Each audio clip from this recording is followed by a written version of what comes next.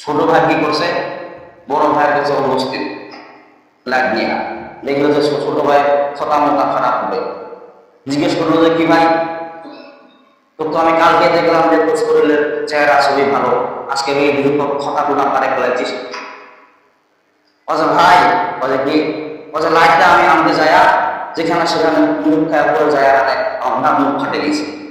এখন বড় ভাই বলছিল যে তোর কাছে লাইট ছিল, লাইট আলো দিয়ে আসতে পারিস নাই, বলছে না আমার ব্যাগের মধ্যে লাইট ডাকে দিয়ে আনে অন্ধকারে আমি ফাটে গেছি। তাহলে বলেন, বুঝে থাকলে বলেন লোকটা এই কামটা যে করছে লোকামি কাম করছে না সারাকি কাম করছে? পুরা মাত্রায় লোকামি কাম করছে। তাও তো তদ্রুপ এটা পুরা একটা আলো। কোরআনটা কি? এটা যদি আপনি ব্যাগের মধ্যে রাখেন আর আলমারির মধ্যে যে মাসাকের ভিতরে রাখেন, তাহলে কি আপনার বাড়ির মধ্যে নূর আসবে?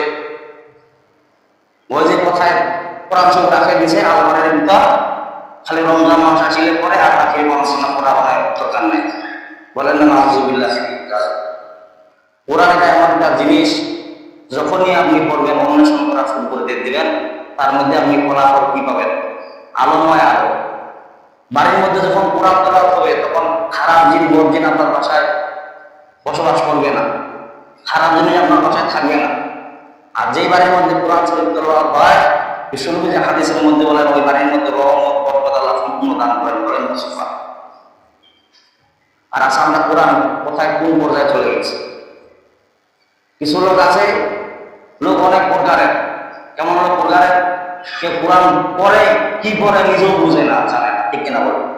নামাজের মধ্যে কি তেলাওয়াত করে সে নিজেও, এমন লোক আছে না? নাই? একটা হরফ যদি তেলাওয়াত করা হয় কয় নেকি বলেন দেখি? 10 নেকি। একটা কোরআন শরীফের হরফ যদি করেন 10 নেকি।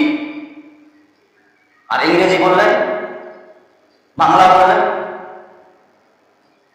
নৌকার মধ্যে মাঝি ভাই নৌকা চালাচ্ছে, ইংলিশ মিডিয়ামের কিছু লোক আর কি ওখানে চলছে।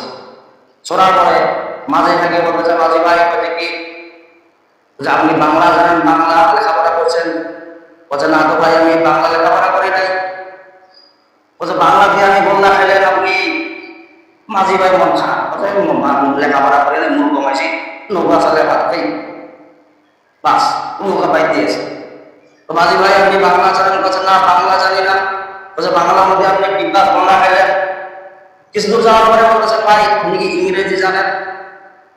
বলছে বাংলায় জানি না, ইংরেজি জানি। ইংরেজি তো বললেন, বলছে ইংরেজি তো বললাম আপনি লেখাপড়া করেন নাই, আপনার লেখাপড়া করেন? না ভাই আমি লেখাপড়া। নৌকা পাই দিয়েছে ভাই, বাইতে বাইতে নৌকার মাঝখানে, নদীর মাঝখানে নৌকা চলে গেল। বলছে ভাই আপনি অঙ্ক জানেন?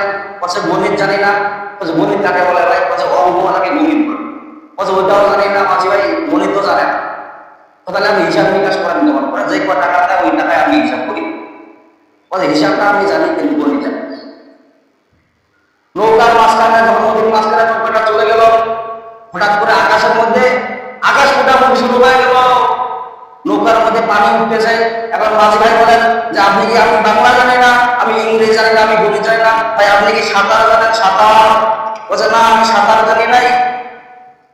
বলছে হোটেলে খাইছি, শরীরটা ভুলাইছি, সাঁতার করতে শিখি না, খালি বাংলা ইংরেজি এগুলো শিখেছি। তাই নাকি ভাই? বলছে হ্যাঁ।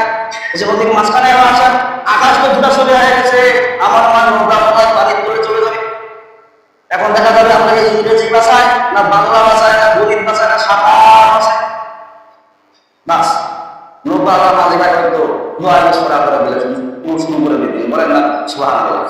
দোয়া জানেন না? বলেন লা ইলাহা ইল্লা আনতা সুবহানাকা ইন্নী কুনতু মিনাজ জালিমিন।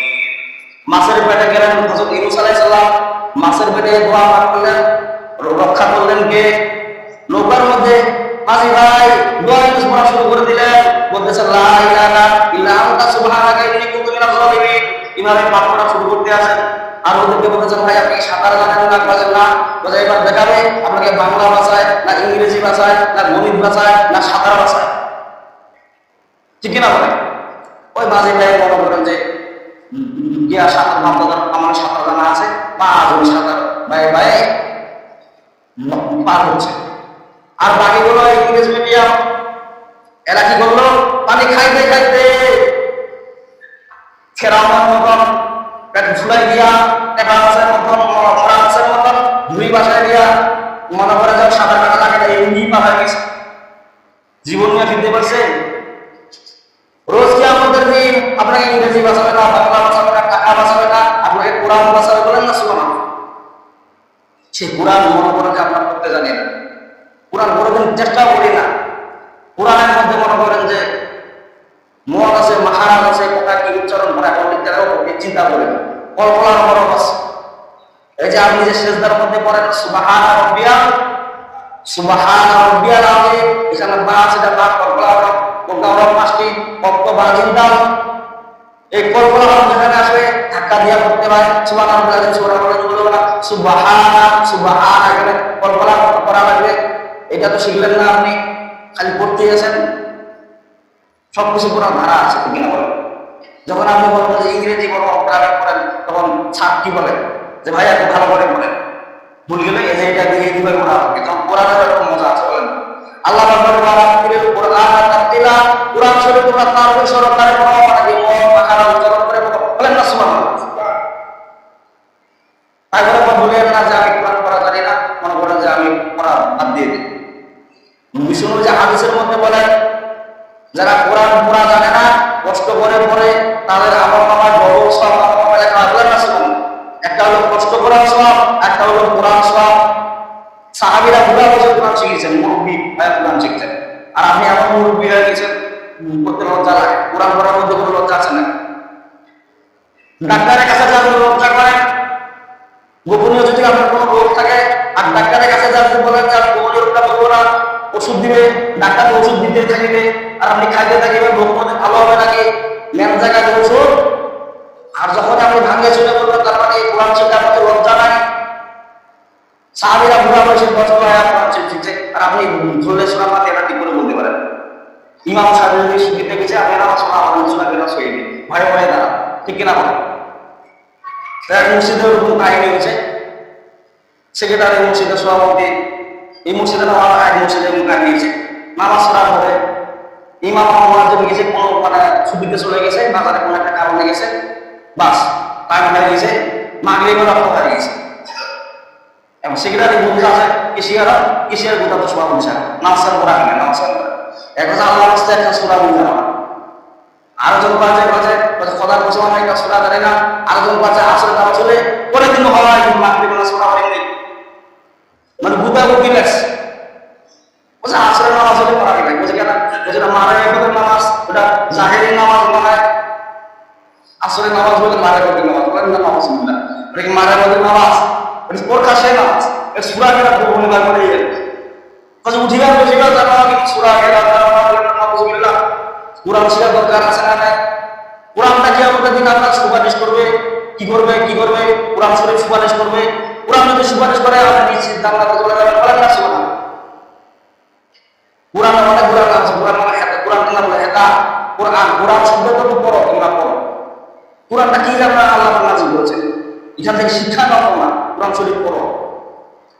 আজ আমরা কি করি না, আমরা অশ্লীল বেহায়া কাজ সব দিকে ছড়াই দিচ্ছি, বেহায়া কাজ অশ্লীল কাজ সব দিকে ছড়াই দিচ্ছি, কিন্তু কোরআন আমরা আমাদের কি বেহায়া কথা আল্লাহ সূরা নূরের 19 নম্বর আয়াতে বলতেছেন, আল্লাহ পাক বলতেছেন ইন্নাল্লাযীনা ইউহিব্বুনা আন তাশিআল ফাহিশাতা ফিল্লাযীনা আমানু লাহুম আযাবুন আলীম ফিদ দুনিয়া ওয়াল আখিরাহ আল্লাহু ইয়ালামু ওয়া আনতুম লা তা'লামুন। আল্লাহ রাব্বুল আলামিন সূরা নূরের 19 নম্বর আয়াতে বলেছেন ইন্নাল্লাযীনা ইউহিব্বুনা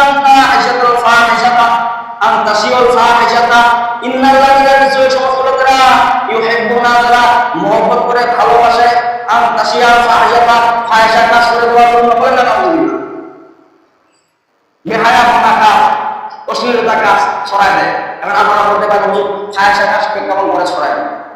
ফাহিশা কাজ টেলিভিশনের মধ্যে অশ্লীল ছবি চলে, বেহায়া কাজ করে, নিজেও দেখে এবং বাকি লোকদের দেখার জন্য সুপারিশ করে, বলেন না নাউযুবিল্লাহ। জাহান্নামী কাজ, টিকিট চলে যাবে, মনে করেন যে 200 টাকার টিকিট, আর কি 200 টাকা দিয়ে গাড়ি চলে যায়, 200 টাকার মাস ড্যাম চলে যায় 200 টাকা, বা আমি 250 টাকা পাড়ায় 300 টাকা তার দশ দেখা লাগবে, বলেন না নাউযুবিল্লাহ। অথচ মাহমুদের টিকিট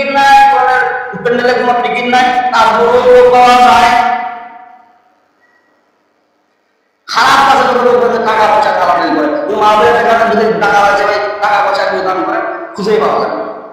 যদি বলেন যে এতিম বাচ্চাদেরকে কিছু দেওয়া লাগবে, কোরআন পড়ে হাদিস পড়ে এতিম বাচ্চাগুলা ভবিষ্যতে আপনারা জানাজা পড়াইতে পারবে, জানাজা পড়াবে, তখন কোনো টাকা মানে না, আলো দেবে, ঠিক কিনা বলে?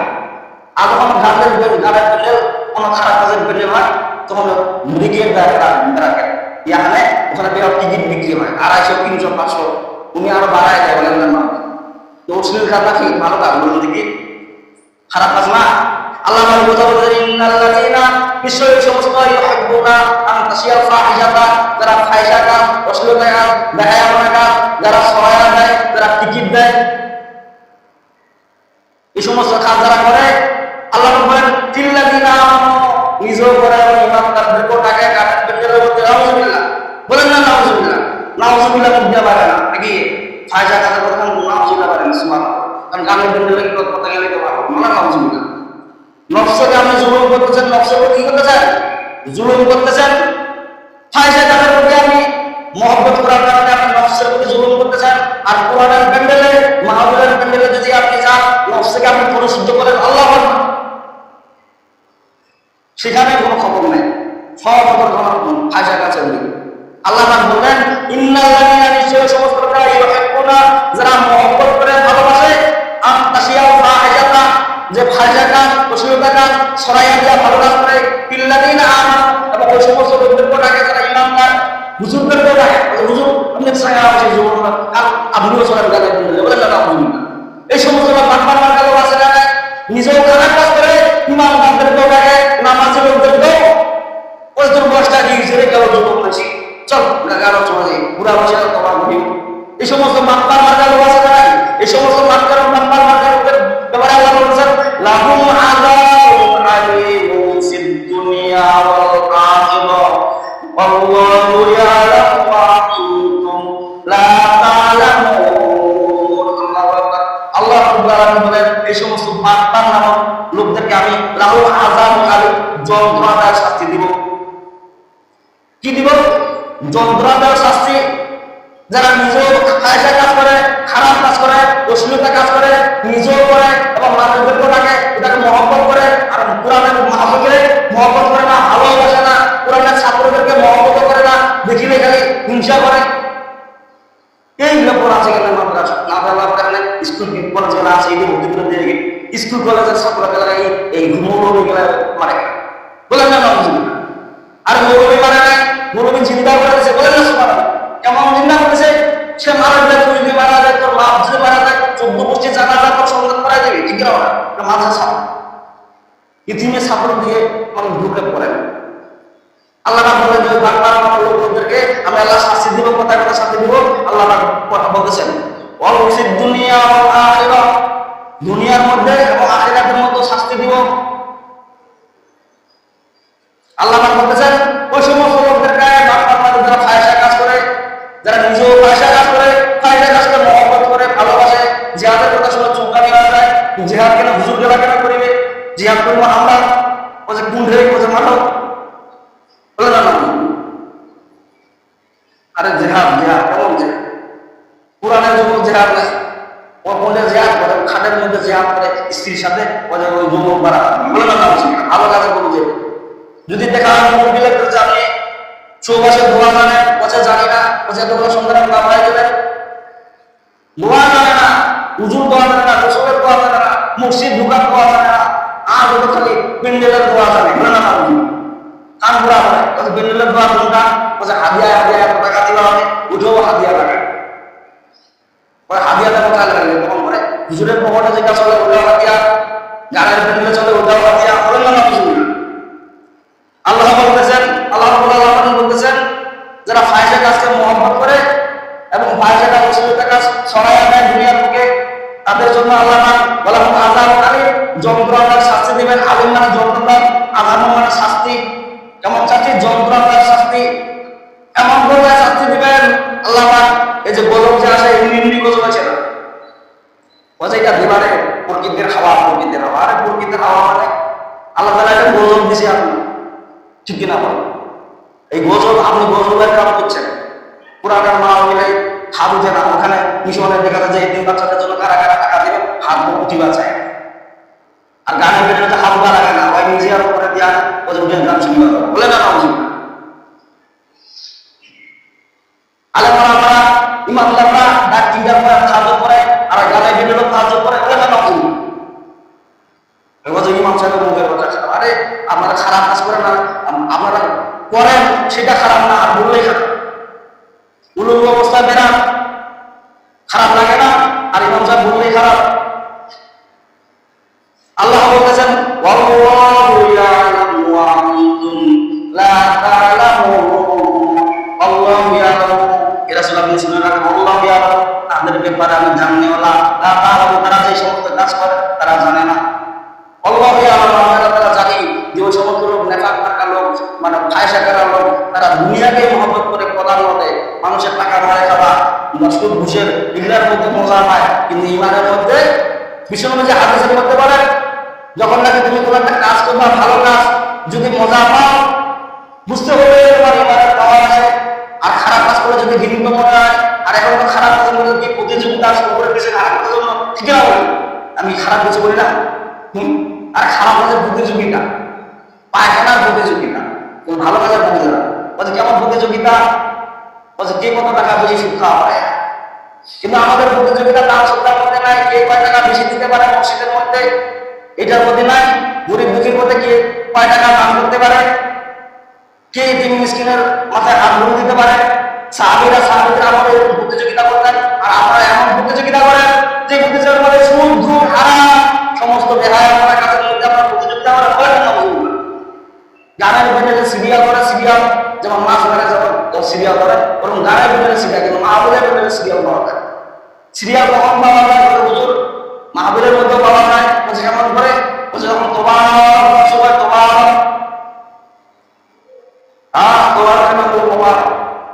তোমার মধ্যে সিরিয়াল পাওয়া যায়, কিন্তু পুরো হাদিসের পক্ষটা যখন তোমাদের সিরিয়াল পাওয়া যায়। বলেন না নাউজুবিল্লাহ, আপনার মানে খাওয়ার সময় আছে সিরিয়াল, আর যখন কোরআনের বক্তব্য কোরআনের কথা বলা শুনে তখন তার সিরিয়াল পাওয়া যায়। কোরআন শিখার দরকার আছে না নাই? আপনি নামাজ পড়েন, পাশাপাশি পাশে কোরআন তেলাওয়াত করেন, ফজরের সময় সূরা ইয়াসিন তেলাওয়াত করেন, যোহরের সময় সূরা ফাত, আসরের সময় সূরা নাবা, মাগরিবের সময় সূরা ওয়াকিয়া। বিশ্বনবী যে হাদিসের মধ্যে বলেন, মাগরিবের পরে যারা সূরা ওয়াকিয়া করে তাদের মধ্যে বাড়ির মধ্যে অভাব থাকে না, বলেন না সুবহানাল্লাহ। আর অভাব মধ্যে পড়ে থাকবে নাকি? আপনার চেহারা বিকৃত হয়ে যাচ্ছে, আপনি নষ্ট হয়ে যাচ্ছেন। কি কারণে? ওই যে ফায়সা অশ্লীলতা কাজ করার কারণে। বলেন না, মুখের মধ্যে দাঁড়িয়ে রাখে না, ইউমের মতো চেহারা ছবি আপনার দেখা যায়। যেমন বলছে 60-70 বছর হয়ে গেছে, ক্লাস হয়ে গেছে, তারপর মুখের মধ্যে দাঁড়িয়ে নেই। আপনার লজ্জা লাগে না? আপনার জামাইয়ের দাঁড়িয়ে আছে, আপনার ছেলের দাঁড়িয়ে আছে, অথচ আপনার দাঁড়িয়ে। তার মানে কি? দিন দিন আমার ছেলে মুক্তি হচ্ছে আর আমি চাকরা যুব হচ্ছি, বলে না নাউজুবিল্লাহ। অশ্লীল বেহায়াপনা কাজ আমি দেখতেছি, আমার ছেলের সামনে আছে, অথচ আমি কোনোদিন বেহায়াপনা কাজ আপনি দেখতেছেন, আপনার ছেলেরাও দেখতেছে, কোনোদিন লজ্জাও লাগে না আপনার, বলে না নাউজুবিল্লাহ। যে বেহায়াপনা কাজ, অশ্লীলতা কাজ, আমরা কি আমি মাঝে মাঝে চিন্তা করি, আপনার লোক সালাম দেয় কি কারণ? আমার মধ্যে দাঁড়িয়ে নাই, মুরব্বী নাই, ভিতরে মধ্যে কি করার না করার বড় নাই, অশ্লীলতা কাজ। আপনি যে সমস্ত কাজ করবেন ওই সমস্ত জেনার কাজ আপনার মুখের মধ্যে সাপ। তার মানে কি? চেহারা বিকৃত, নূর হারায় যাবে আপনার অন্তর থেকে, মুখ থেকে। আর যখনই নূর হারায় যাবে তখন আপনার মাঝে সম্মান করা শুরু করে দিবে। আর নূর কি কারণে হারাবে? আপনি ফায়সা কাজ, বেহায়াপনা কাজ যখন আপনি করবেন, আল্লাহ ওই কথা বলছেন, ইন্নাল্লাযীনা ইউহিব্বুনা আন তাশিয়াল ফাহিশাতা ফিল্লাযীনা আমানু লাহুম আযাবুন আলীমুন ফিদ দুনিয়া ওয়াল আখিরাহ ওয়াল্লাহু ইয়ালামু ওয়া আনতুম লা তা'লামুন।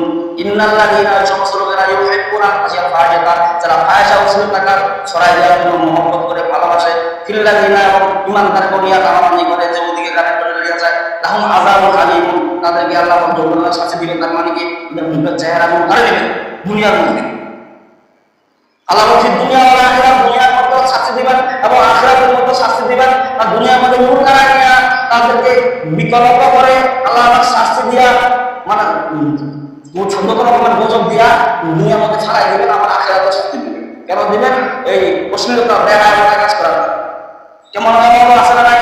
যে বসা, যে পাওয়ারিয়া মদ খাওয়া লাগে, যুবক বসে ওই পাওয়ারিয়া মদ খায়, বুড়া বসে খায়, পেটের ভিতরে না সবসময় পুরুষ করে মারা আছে, এমন আছে না নাই? হয় না? যদি হয়তো না হলো, তা আল্লাহ আমাদেরকে সবাইকে সঠিক সমাধান করো। আর বেহায়া বাংলা অসুস্থতার কাছ থেকে আমাদের আর সবাই আমরা চেষ্টা করবো যে কোরআন শরীফ শুদ্ধভাবে তেলাওয়াত করার জন্য এবং শিখার জন্য। আল্লাহ পাক আমাদের সবাইকে সঠিক সমাধান করুন। ওয়া আলহামদুলিল্লাহি রাব্বিল আলামিন।